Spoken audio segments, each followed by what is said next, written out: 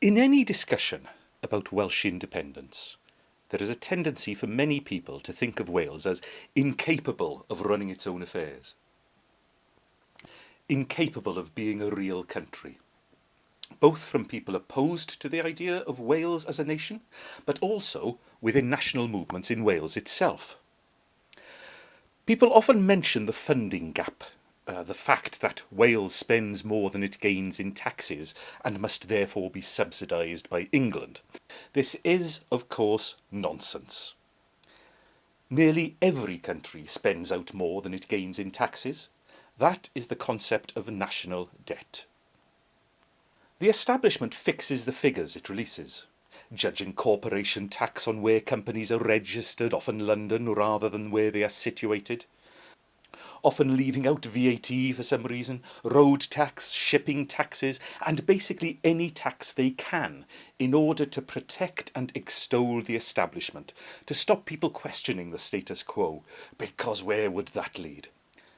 And that is before you consider the enormous amounts that Wales would gain by not having to spend money on Trident, through keeping an army more in keeping with the size of the country, and gaining additional money from water through corporate taxes if the companies were not nationalised.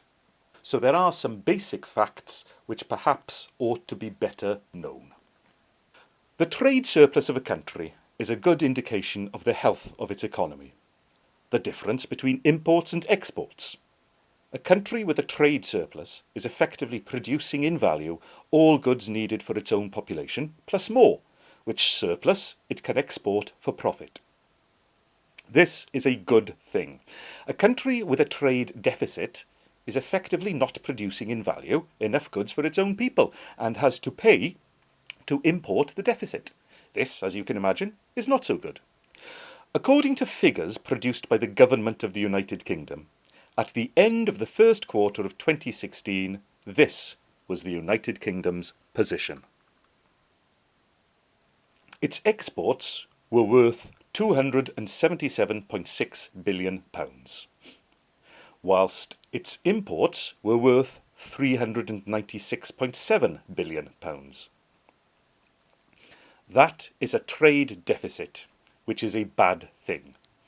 A trade deficit of £119.1 billion. If we look at Wales, Wales's exports were worth £12.1 billion, whilst its imports were worth £7 billion. That is a trade surplus, which is a good thing. A trade surplus of £5.1 billion.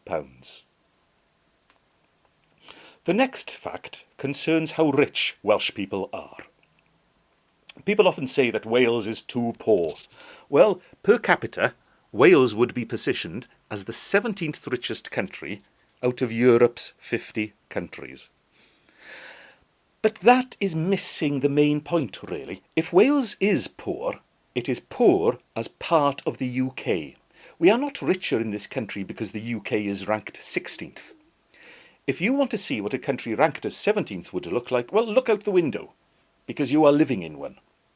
But remember that that independent country would be in charge of its own affairs, not paying for Trident, paying a smaller amount for a smaller, more appropriately sized and constituted army, able to treat its soldiers better during and after their service to their country. And despite our relative wealth, poverty is still a problem in parts of Wales. Independent, we would be able to use our wealth to better address the problems of our country, which is not being addressed by Westminster. Another argument against independence is often that all our resources have gone. Well, they haven't. We used to have more, a hell of a lot more, which were used to profit greedy individuals from the 19th century onwards.